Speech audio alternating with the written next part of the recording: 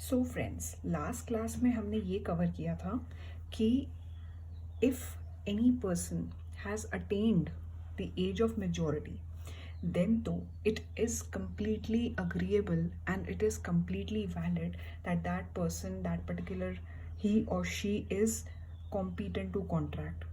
But if he is still in his age of minority, then what all rules have been, legal rules have been prescribed by this section, which say that any contract which is done with a minor or by a minor is always wide एब initio. ठीक, जिस पे हमने case law भी पढ़े थे, अच्छे से पूरा ये टॉपिक कवर किया था। जो हमारा नेक्स्ट पार्ट आज रहने वाला है वो हम ये देखेंगे।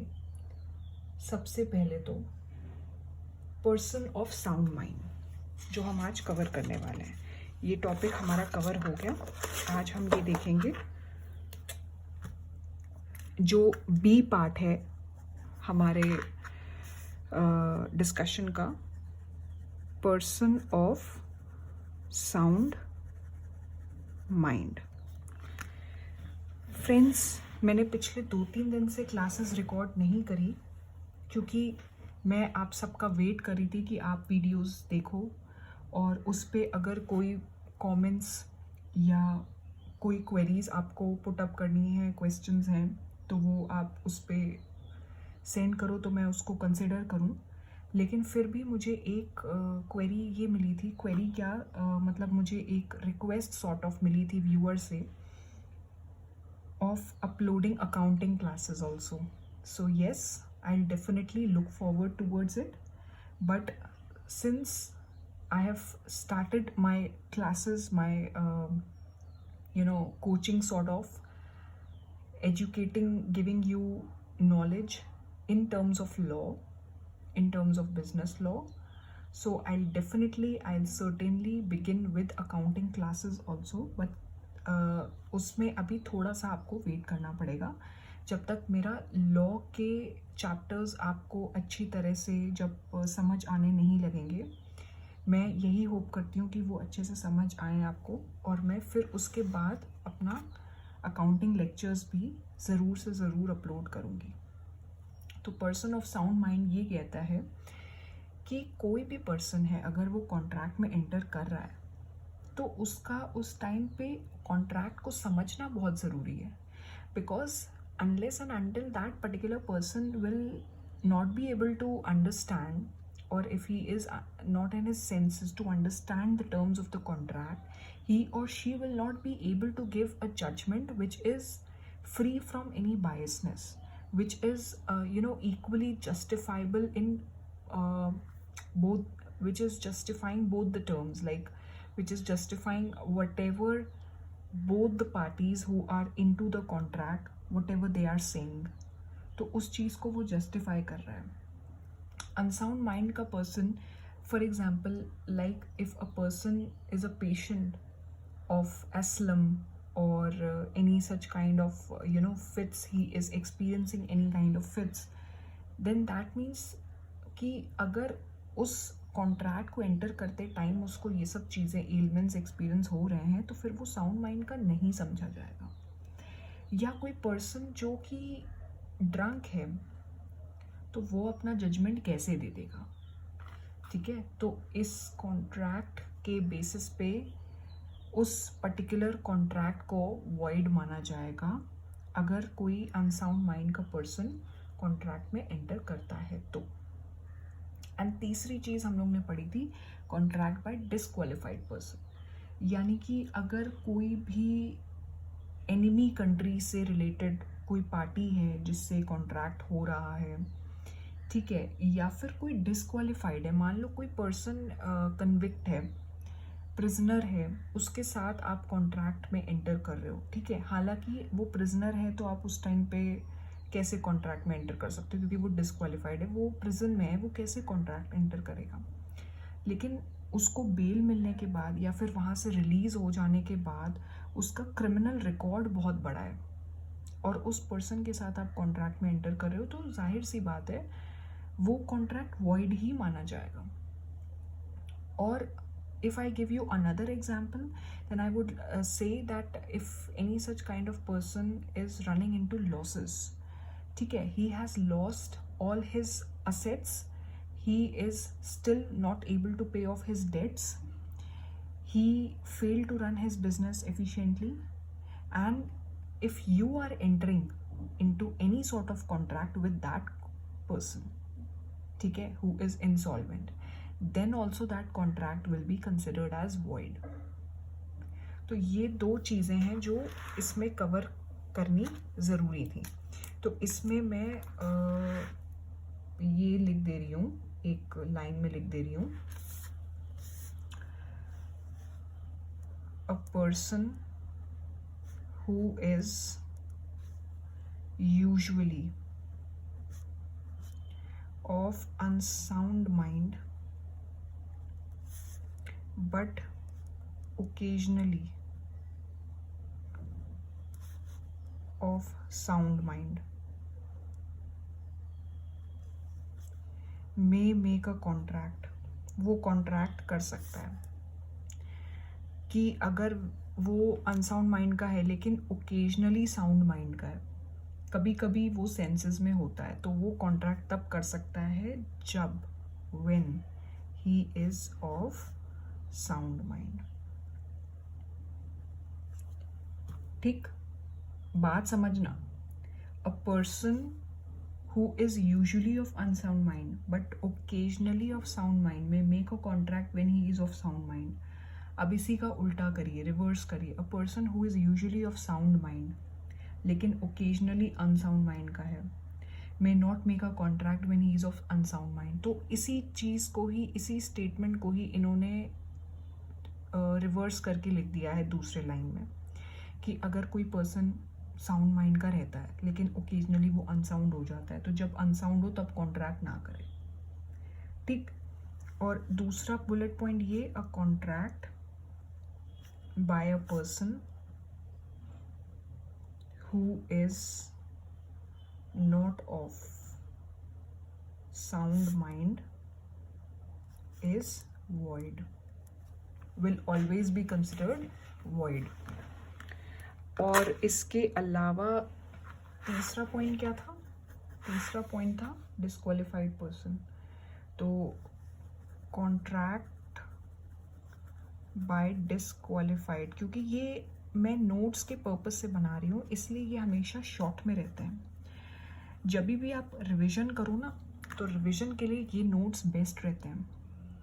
Otherwise you have the whole textbook to read if you wish to read the institute's module, wherein everything is explained in detail.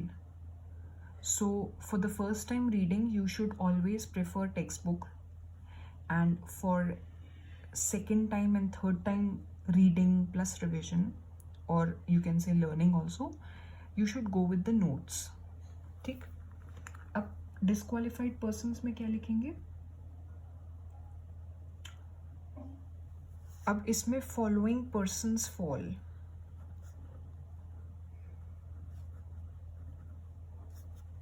In this category. कौन सी कैटेगरी? डिस्क्वालिफाइड की. जैसे कि फॉरेन सॉवरेंस, ठीक, एम्बेसडर्स हो गए, एलियन एनिमी हो गए, convicts हो गए, इंसॉल्वेंट्स हो गए. ठीक है. तो अब यहाँ लिखेंगे contracts bye such person void, always void. Minority वाले केस में तो ये बोल रहे थे वॉइड एब इनिशियो, लेकिन इनमें वॉइड बोल रहे हैं कि पहले जब कॉन्ट्रैक्ट किया पता नहीं चला कि वो पर्सन अपने सेंसेस में नहीं है या वो पर्सन इंसॉल्वेंट है, बाद में जब रियलाइज़ हुआ तब क्या माना जाएगा कि वो वॉइड है. लॉ की नज़र में वो वॉइड है. कोर्ट में स्यूट नहीं फाइल कर सकते हो आप उस पर्टिकुलर पर्सन के अगेंस्ट में अगर वो इन 3 कैटेगरीज में फॉल करता है. माइनॉरिटी वाला थोड़ा लंबा था, उसको मैंने थोड़ा सा डिटेल में कवर किया था. ठीक. अब नेक्स्ट टॉपिक जो हमारा कवर हो रहा है वो हो रहा है फ्री कंसेंट। हमने कॉम्पिटेंसी टू कॉन्ट्रैक्ट पढ़ा, ठीक। नेक्स्ट टॉपिक जो कॉम्पिटेंसी कह लो या कैपेसिटी कह लो, अब नेक्स्ट टॉपिक जो है वो है फ्री कंसेंट। तो अच्छा, फ्री कंसेंट क्या कहता है? अदर एसेंशियल एलिमेंट्स में first point who is competent to contract, ठीक। एंड सेकेंड पॉइंट, और ये ABC पॉइंट्स कवर हो गए। Second point is free consent. Free consent, अब इस पे हम लोग ने बहुत सारी बातें करी थी कि अगर कंसेंट फ्री नहीं है इसका मतलब उसमें कुछ ऐसी इश्यूज हैं जिसकी वजह से कंसेंट फ्री नहीं है। जैसे कि अनड्यू इन्फ्लुएंस हो सकता है, कोई ऐसा इफेक्ट है, फ्रॉड है, मिसरिप्रेजेंटेशन है, मिस्टेक है, कोअर्शियन है। और कोअर्शियन का हम लोग ने मीनिंग समझा था बट इतना डिटेल में नहीं समझा था, है ना। तो ये सारे एलिमेंट्स हम कवर करने वाले हैं। सबसे पहले यहाँ यही लिखेंगे कि consent is not free when it is caused by, the first point was coercion। अब ये क्या कहता है? अच्छा, इसमें जब सारे ये जो इफेक्ट्स है ना, ये हम लोग जब कवर कर लेंगे उसके बाद ये देखेंगे कि किस इफेक्ट की वजह से कॉन्ट्रैक्ट वॉइड होगा एंड किसकी वजह से वॉइडेबल होगा, ठीक। ये भी समझना ज़रूरी है। अच्छा, कोअर्शियन की डेफिनेशन क्या है? कोअर्शियन की डेफिनेशन एज पर सेक्शन 13 क्या बोलता है? 2 or more persons आर, अब ये तो कंसेंट की डेफिनेशन लिख रही हूँ मैं, लेकिन मैं सोच रही हूँ पहले कोअर्शियन की आपको डेफिनेशन बता दूँ। इसको यहाँ पे भी स्ट्राइक कर दे रहे हैं, पहले कोअर्शियन की डेफिनेशन कवर कर ले रहे हैं। कमिटिंग और threatening to commit any act forbidden by the Indian Penal Code, ठीक। कोअर्शियन का मतलब क्या होता है? कोई भी ऐसा क्राइम करना जो कि इंडियन पीनल कोड यानी कि IPC के तहत गलत बोला गया है, ठीक है। फॉरबिडन मतलब एक तरह से प्रोहिबिटेड बोला गया है, या फिर और अनलॉफुल डिटेनिंग और threatening to detain any property, किसी प्रॉपर्टी को नुकसान पहुंचाना या फिर उसके लिए धमकी देना, उसको नुकसान पहुंचाने के लिए, to the prejudice of any person, किसी दूसरे पर्सन से गलत करने के इंटेंशन से, मतलब किसी दूसरे पर्सन के साथ गलत करने के इंटेंशन से, whatever with intention of causing any person to enter into agreement। तो किसी भी तरह से थ्रेटन करना, कोई भी एक्ट करना, धमकी देना जो act Indian Penal Code prohibit करता है, या फिर उसके किसी असेट्स को, प्रॉपर्टी को मिसयूज करना या नुकसान पहुंचाना, ठीक है, जिससे कि उस पर्सन को थ्रेटन किया जा सके, धमकाया जा सके कि वो अग्रीमेंट में एंटर करे। तो ऐसे जितने भी एक्ट्स होंगे वो सब कोअर्शियन में कवर होंगे। एंड ये जो एलिमेंट्स हैं ये बेसिकली बोला जाता है दीज आर विशिएटिंग फ्री कंसेंट। कौन से एलिमेंट्स? जैसे कि कोर्शन हो गया, अनड्यू इन्फ्लुएंस हो गया, फ्रॉड हो गया, मिसरिप्रेजेंटेशन हो गया, है ना। तो ये हमेशा जो है फ्री कंसेंट को विशिएट करते हैं, ठीक है। और डिटेन करना प्रॉपर्टी, इसके लिए हम एक और वर्ड यूज़ कर सकते हैं, सीज करना या होल्ड करना या अपनी कस्टडी में रखना, ठीक है, या फिर गलत इंटेंशन से, ठीक है, उसका अनड्यू एडवांटेज लेने के लिए। समझ रहे हैं आप लोग? तो वो चीज़ भी कोर्शन में कवर्ड है। अब कंसेंट को क्या बोला जाता है? जब दो पर्सन्स कंसेंट करते हैं, इसका मतलब दोनों सेम सेंस में उस चीज़ को अग्री कर रहे हैं। ये हम लोग ने फर्स्ट यूनिट में पढ़ा भी था। लेकिन हमारी फ्री कंसेंट जो है वो किन किन रीज़न से इफ़ेक्ट हो सकती है या कॉज हो सकती है, तो उसके हम लोग ने 5 एलिमेंट्स देखे थे, लेकिन डिटेल में नहीं पढ़े थे, और आज हम उसको डिटेल में देख रहे हैं। सबसे पहले पढ़ा था कोअर्शन। तो कोअर्शन मैंने बताया। अब कोअर्शन के लिए ये बोला जाता है कि ये एक पार्टी से प्रोसीड हो सकता है, लेकिन ज़रूरी नहीं है, ठीक। ये जो है थर्ड पार्टी के अगेंस्ट भी डायरेक्ट हो सकता है।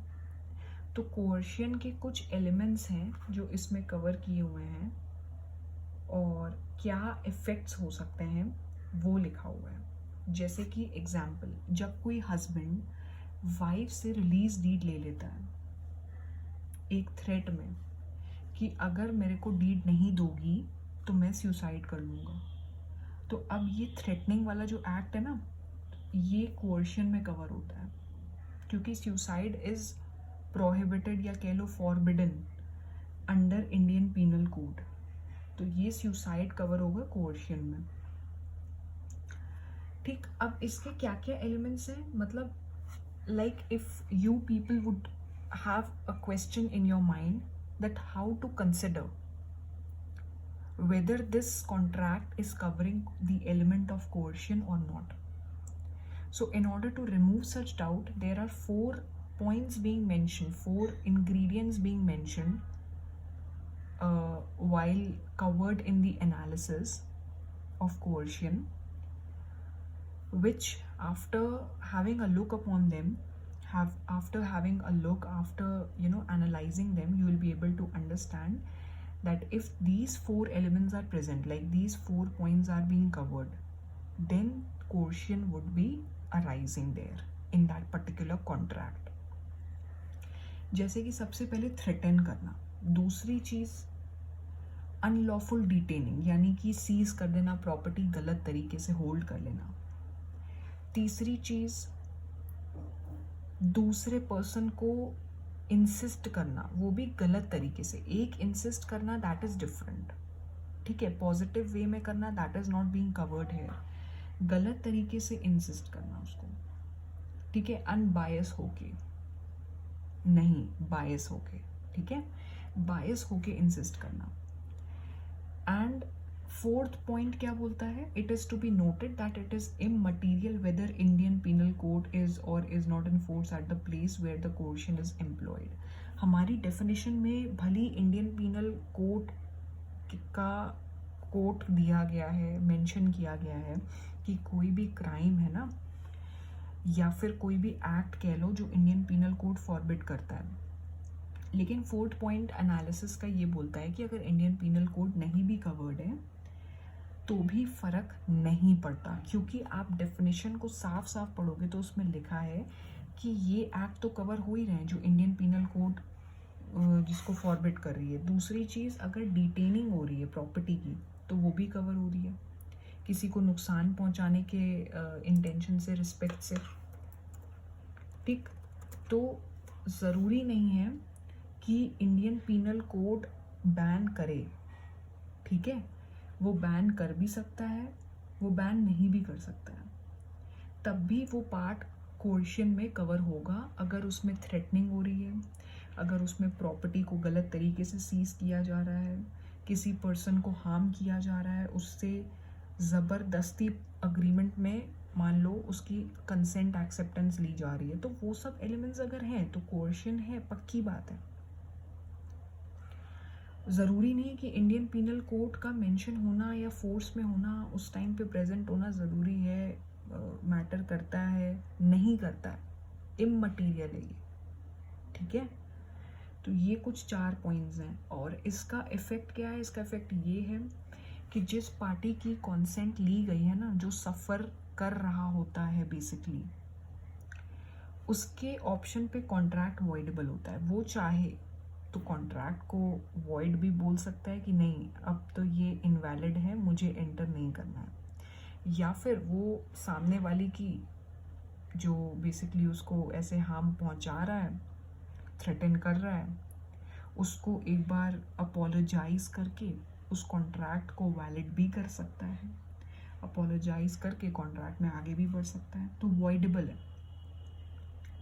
Second, a person to whom money has been paid or anything delivered under coercion must repay.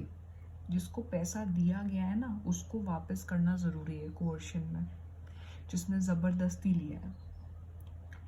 And तीसरी, the party rescinding a void contract should, if he has received any benefit from the other party, restore such benefit. अब किसी को threaten करके मान लो monetary consideration नहीं लिया, पैसा नहीं लिया, लेकिन उससे किसी भी दूसरे तरह का बेनिफिट ले लिया।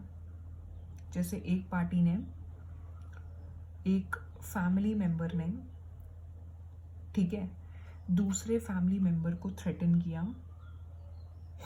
कि मुझे अपने घर का फर्नीचर दे दो, नहीं तो अभी इसी टाइम मैं फायरिंग करके इस घर में जितने भी इलेक्ट्रिसिटी मीटर्स एंड बोर्ड्स लगे हैं उनमें फायर कैच करेगी और ये पूरा घर जल जाएगा, और मैं ये एक्शन अपनी पिस्टल से करूँगा। तो अगर इस तरह का थ्रेटनिंग कोई एक फैमिली रिलेटिव, फॉर एग्जांपल दूसरे रिलेटिव को ऐसे बोल रहा है, जिसमें मॉनेटरी कंसिडरेशन इन्वॉल्व नहीं है, फर्नीचर जैसे इन्वॉल्व हो रहा है, ठीक है, बेनिफिट लेना चाह रहा है वो, और दूसरी पार्टी डर के ऐसा कर भी दे रही है कि ठीक है तुम मेरा फर्नीचर ले जाओ, तो वॉइडेबल कॉन्ट्रैक्ट ठीक है उसके ऑप्शन पे, उसने एक्सेप्ट कर लिया डर के। लेकिन जो भी बेनिफिट लिया है उस रिलेटिव ने, ठीक है, उसको वो रिस्टोर करना ज़रूरी है, ठीक है, वो उसके कॉन्सिक्वेंसेस की बात की गई है। रिसाइंडिंग अ वॉइड कॉन्ट्रैक्ट मीन्स, इसका क्या मतलब है? इसमें जो दिया गया है रिसाइनिंग, कैंसिल करना या रिवोक करना, है ना। तो वो जब रिवोक हो रहा है तो जो भी बेनिफिट लिया गया है वो रिस्टोर करना ज़रूरी है। ये आते हैं कोर्शन के इफ़ेक्ट्स, ठीक। अब दूसरा जो पार्ट है अनड्यू इन्फ्लुएंस का, वो स्टार्ट करने से पहले हम इसके एनालिसिस को कवर करते हुए इसके मेन पॉइंट्स जॉट डाउन कर लेते हैं ताकि वो हमें याद रहें। एनालिसिस में क्या लिखेंगे? एनालिसिस में ये लिखेंगे, फॉलोइंग आर एसेंशियल इंग्रेडिएंट्स कह सकते हैं ऑफ कोर्शन, ठीक है। सबसे पहले कमिटिंग, वैसे ये सब पॉइंट्स जो हैं आपके बुक्स में मेंशन्ड हैं, लेकिन तब भी मैं शॉर्ट में लिख दे रही हूँ। Threatening to commit any act forbidden by Indian Penal Code or unlawful detaining, ठीक है, या फिर threatening to detain, क्या डिटेन करना? Any property, to prejudice of any person, ठीक है। Third, with intention of causing any person to enter into an agreement. And fourth, it is immaterial. क्या immaterial है? The India Penal Code is or is not in force. Force में है या force में नहीं है at the place where coercion is existing, या कह सकते हो employed. ठीक, तो ये चीज़ें हैं कुछ जो पॉइंट्स बताते हैं कि कोर्शन एग्जिस्ट कर रहा है. इफ़ेक्ट्स मैंने आपको बताई दिए हैं कि जिस पार्टी ने बेनिफिट लेने की कोशिश की है, अनड्यू एडवांटेज ले रही है, तो उसको वो रिस्टोर करना भी ज़रूरी है. और वो रिस्टोर नहीं करेगा तो उस पर फिर सूट फाइल करना, उसके जो लीगल कॉन्सिक्वेंसेस होंगे वो हम आगे कवर करेंगे. लेकिन रिस्टोर करना ज़रूरी है. मनी लिया है तो मनी वापस करना ज़रूरी है. एंड जिस पार्टी ने सफ़र किया है बेसिकली, उसके ऑप्शन पे कॉन्ट्रैक्ट वॉइडेबल है, जिसकी कंसेंट ली गई है, जो कि फ्री नहीं थी.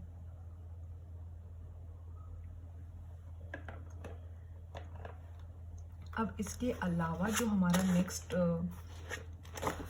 एलिमेंट है वो है अनड्यू इन्फ्लुएंस.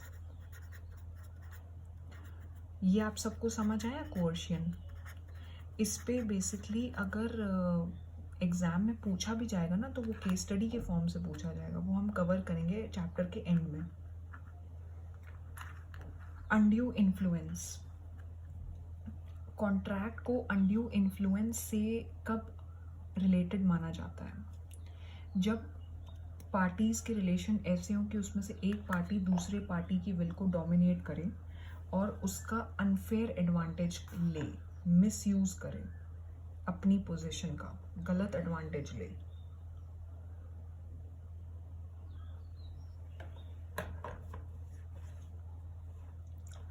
जैसे कि दो सिचुएशंस में.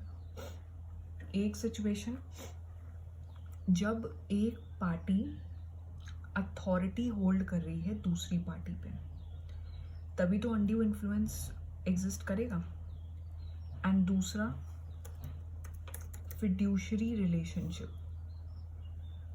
अब फिड्यूशरी का मतलब जैसे कोई ट्रस्ट वर्दी रिलेशनशिप होता है ना, ट्रस्टी में, बेनिफिशियरी में, तो उस तरह का रिलेशनशिप है. तो उसमें भी अनड्यू इन्फ्लुएंस हो सकता है, बिल्कुल हो सकता है.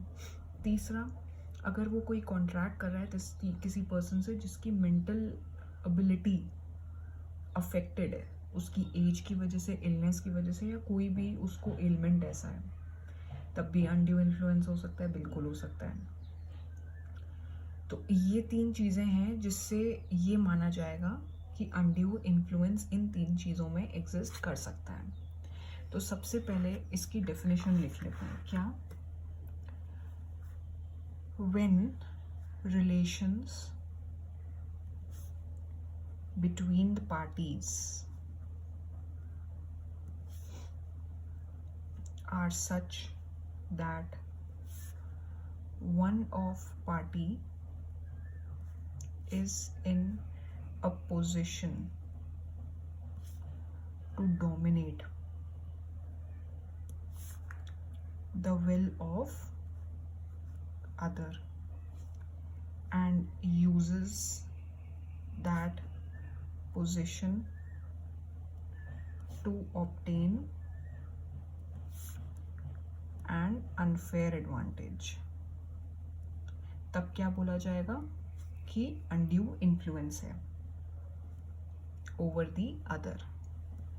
ठीक, अब इसमें एग्जाम्पल्स कुछ हम कवर करते हैं तो उससे बहुत अच्छे से समझ आएगा. ये एक है ए, ये बी, इसने कुछ मनी एडवांस किया, उधार दे दिया, ठीक है। ये इसका सन है और ये है फादर, और ये था माइनॉरिटी में, माइनर था, ठीक। अब ये बन जाता है मेजर, मान लो आफ्टर 3 months ये मेजर बन गया। अब इसने क्या किया, मिसयूज किया। कैसे मिसयूज किया? A bond from B for a greater amount that the sum due in respect of the advance, ठीक है। अब देखो इसमें होता क्या है, ये माइनर था, मेजर बन गया बी, इसका जो बेटा था। अब ए ने मिसयूज क्या किया, इसने जो पैसे अपने बेटे को दिए थे, एक बॉन्ड साइन करवा लिया, ठीक है। इसने got a bond signed with B, एक बॉन्ड साइन करवा लिया बी के साथ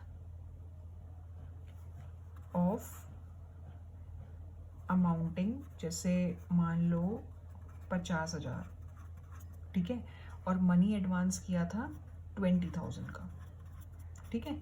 मनी एडवांस किया था 20,000 का, और अमाउंट एडवांस हो जाने के बाद, उधार दे देने के बाद जब बॉन्ड साइन कराया तो वो 50,000 का कराया, ठीक है। तो ये इसने एक अनड्यू इन्फ्लुएंस यहाँ प्रैक्टिस किया है। कैसे प्रैक्टिस किया है?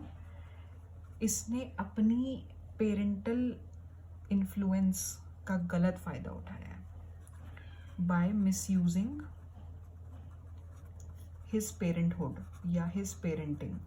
अपनी पेरेंटिंग का गलत फायदा उठाया है फादर ने, क्योंकि मैंने 3 पॉइंट्स जो बताए तो उसमें ये भी बताया था ना कि when a person is standing in a fiduciary relationship, तो फिड्यूशरी मतलब जो ट्रस्ट वाली रिलेशनशिप होती है, और फादर सन की तो ट्रस्ट वाली रिलेशनशिप होती है, तो उसमें इसने गलत फायदा उठाया है इसका।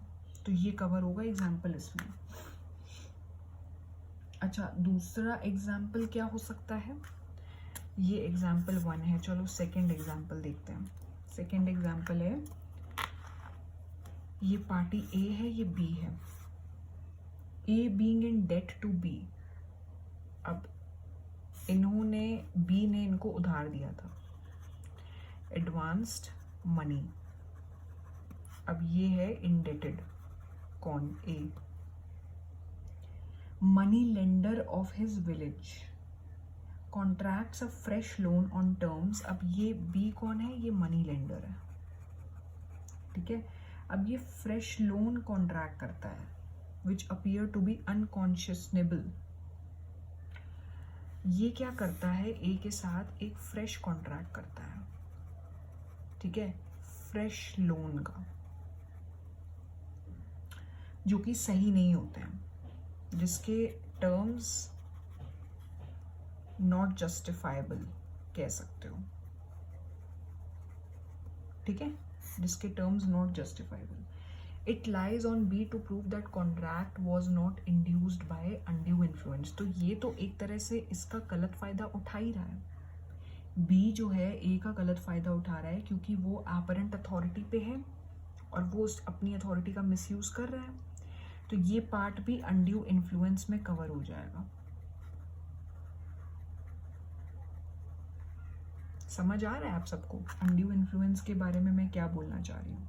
या जैसे मान लो एक आदमी है, उसे कोई एलिमेंट है, उसको कोई डिजीज है, और दूसरा पर्सन जो उसका अटेंडेंट है वो उससे बोल रहा है कि भाई साहब मुझे इतना इतना अमाउंट चाहिए अपनी सर्विसेज देने के लिए, मैं आपकी सेवा कर रहा हूँ, मैं आपको अटेंड कर रहा हूँ, तो मुझे इतना अमाउंट चाहिए। ठीक है, वो अमाउंट डिमांड कर रहा है, दैट इज़ ओके।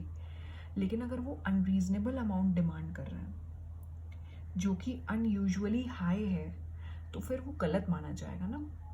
वो भी किस में कवर होगा? अनड्यू इन्फ्लुएंस में। क्यों? क्योंकि थर्ड पॉइंट क्या पड़ा था, अगर कोई पर्सन कॉन्ट्रैक्ट कर रहा है किसी दूसरे पर्सन के साथ जो कि अफेक्टेड है डिजीज से या कोई मेंटल इलनेस से, डिस्ट्रेस से, तो भी वो अनड्यू इन्फ्लुएंस में कवर होगा, क्योंकि वो मेडिकल अटेंडेंट अपनी पोजीशन का गलत यूज कर रहा है। Are you getting my point? Now, if I go further with the analysis of this particular topic, undue influence, then there are 4 points which are being covered here in the module, जो ये clear कर देते हैं basically कि इन cases में undue influence persist करेगा. ठीक है, तो वो एसेंशियल इंग्रेडिएंट्स जो हैं उसके मैं बुलेट पॉइंट्स लिख दे रही हूँ.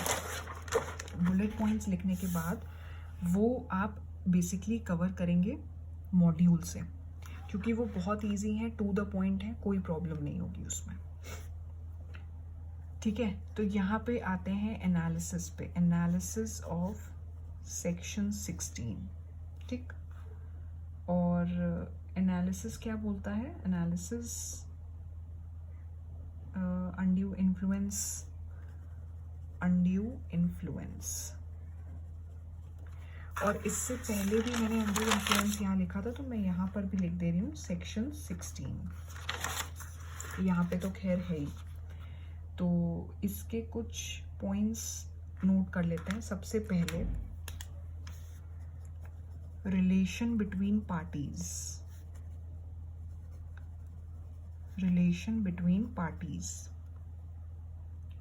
ठीक है, तो ये देखना बहुत ज़रूरी है कि अगर कोई पर्सन दूसरे पर्सन से बहुत इफेक्ट होता है, इन्फ्लुएंस होता है, बहुत ही क्लोज रिलेशन है, ठीक है, वो देखना चाहिए, वो देखना ज़रूरी है. तो ये जो है ये एसेंशियल बेसिकली इंग्रेडिएंट्स हैं. यहाँ पे मैं लिखना भूल गई, एसेंशियल इंग्रेडिएंट्स लिखेंगे यहाँ पे. सेकेंड पॉइंट क्या बोलता है? Position to dominate the will. अब इसमें 3 पॉइंट्स आ जाएंगे. सबसे पहला रियल एंड एपरेंट अथॉरिटी. ठीक है, जैसे अगर पूरी तरह से कोई अथॉरिटी होल्ड कर रहा है दूसरे पे, जैसे कि मास्टर एंड सर्वेंट. ठीक है, डॉक्टर एंड पेशेंट, तो ये कवर होंगे इसमें. B fiduciary. ये फिड्यूशरी नया वर्ड सीखा आज आप लोगों ने लॉ के टर्म्स में. ट्रस्ट एंड कॉन्फिडेंस का relation. Example creditor and debtor, ये तो सबको पता ही है. Husband and wife. यहाँ चाहे तो आप लोग शॉर्ट में लिख लीजिए ऑफ ट्रस्ट एंड कॉन्फिडेंस. ठीक है, मतलब याद रहेगा बेसिकली फिड्यूशरी का मीनिंग. Mental distress.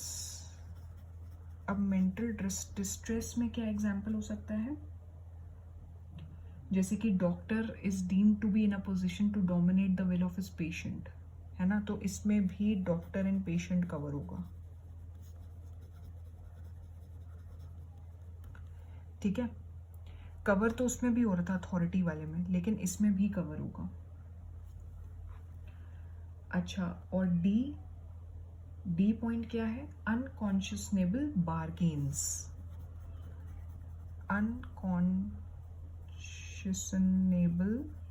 अनकॉन्शियसनेबल बार्गेन्स. एक पार्टी जब दूसरे पार्टी के विल को डोमिनेट करती है, जैसे एक 18 ईयर्स ऑफ एज का आदमी, लड़का है, यूथ है, वो बहुत ज़्यादा ड्रंक रहता है और बहुत एक्सपेंडिचर करता है. उसने एक बॉन्ड पे 90,000 बोरो किए. ठीक है, इंटरेस्ट रेट था उसमें 2% पर मंथ का. अब ये आप देख लीजिए रेट ऑफ इंटरेस्ट कितना अनरीजनेबल है इसमें. और इससे रिलेटेड ये केस लॉ आया था कृपा राम वर्सेस सामी उद्दीन अद खान का. तो अनकॉन्शियसनेबल बार्गेन्स नहीं आएंगे इसमें, मतलब बेसिकली अगर वो प्रेजेंट है तो अनड्यू इन्फ्लुएंस होगा. ठीक है, तो ये बेसिकली विटनेस कब होंगे, यहाँ आप सब लिख सकते हैं witnessed mostly in money lending transactions में। मनी लेंडिंग ट्रांजैक्शंस जो होते हैं ना, या फिर बार्गेन्स तो कवर हो ही गया। अच्छा, ये ना लिख के ये लिख देते हैं gifts.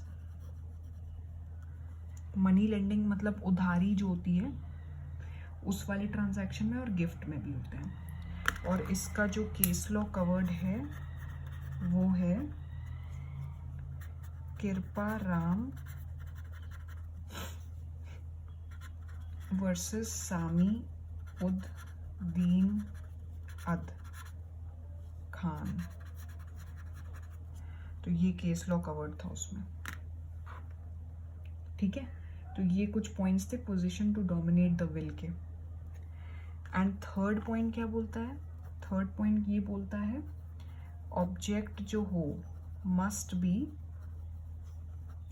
To take undue advantage.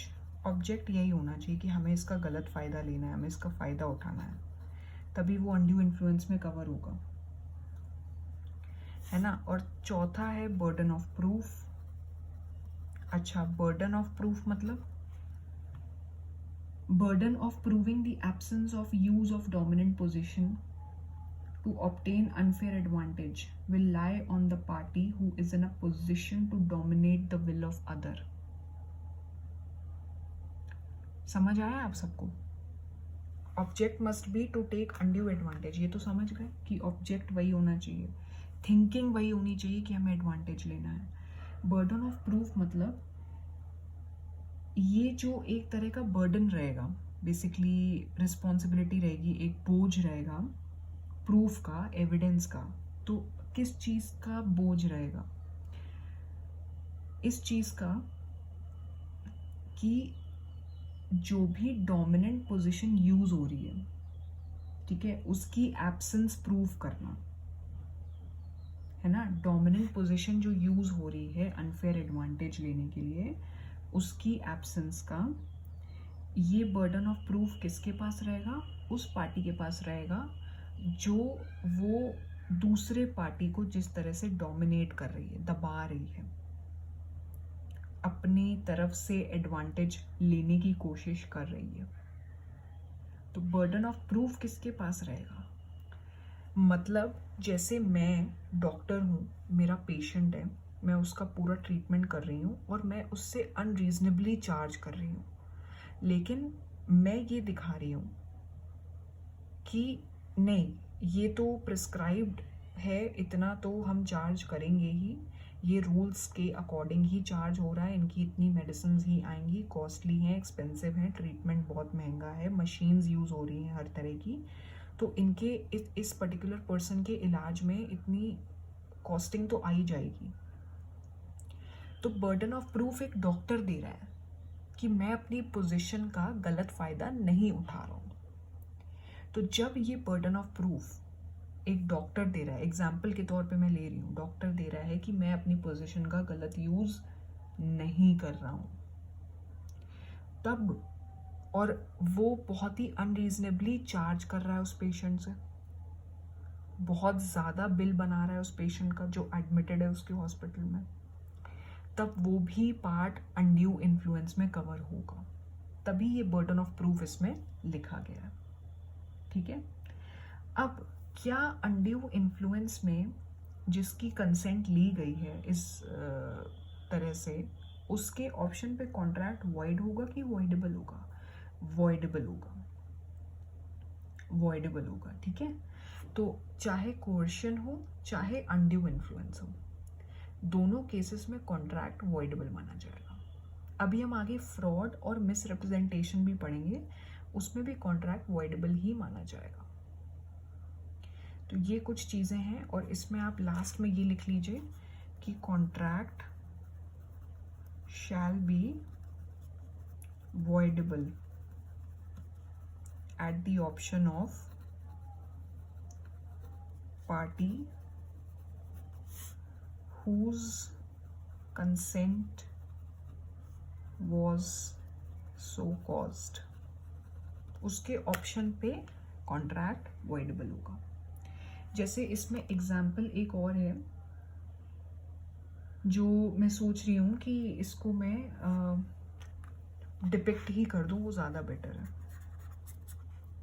एक पार्टी है ए, एक पार्टी है बी, ठीक है। अब ये मनी लेंडर है, इसने क्या किया, एडवांस किया। एडवांस करना मतलब एक तरह से उधारी दे दी बी को, ठीक है। और ये क्या है, एग्रीकल्चरिस्ट है। अब अनड्यू इन्फ्लुएंस से बी को कहता है एक बॉन्ड बनाने को। अब इसने एडवांस कितना किया, 1 लाख रुपए। अब ये इससे कहता है बॉन्ड बनाने को 2 लाख रुपए का, जिसका इंटरेस्ट रहेगा 6% पर मंथ। अब ये तो बहुत अनरीजनेबल हो गया ना भाई, आपने लोन 1 लाख रुपए का दिया है, बॉन्ड आप 2 लाख का बनवा रहे हो, ऊपर से इंटरेस्ट 6% पर मंथ का अलग। अब इसमें क्या कर सकता है कोर्ट यही बोलेगा बी से कि तुम 1 लाख रुपए जो भी इंटरेस्ट बन रहा है, जो जस्ट है, जो जस्टिफाइबल है, वो देके वापस कर दो। समझ आ गए? तो अब ये जो बॉन्ड बना रहा है ना, ये चीज किस में कवर हो रही है, अनड्यू इन्फ्लुएंस में। तो इसके ऑप्शन पे कॉन्ट्रैक्ट वॉइडेबल होगा, या तो ये एक्सेप्ट कर ले या लड़े जाके कोर्ट में, ठीक। तो ये चीज आप लोग को समझ आ गया। अब इसमें एक और केस स्टडी है जिसमें एक टीचर ने स्टूडेंट को बहुत ज़्यादा फोर्स किया कि अपनी कार मुझे बेच दो, सेल कर दो परचेज प्राइस से कम अमाउंट पे, और अगर तुम मुझे बेच दोगे तो तुम्हें एग्ज़ाम में बहुत अच्छे मार्क्स मिल जाएंगे। और उस हिसाब से स्टूडेंट ने कार बेच भी दी। लेकिन उसके बाद फादर ने स्टूडेंट से बोला, स्टूडेंट को इंसिस्ट किया, फोर्स किया कि अब टीचर के ऊपर केस फाइल करो। तो अब स्टूडेंट किस ग्राउंड पे टीचर पे केस फाइल कर सकता है?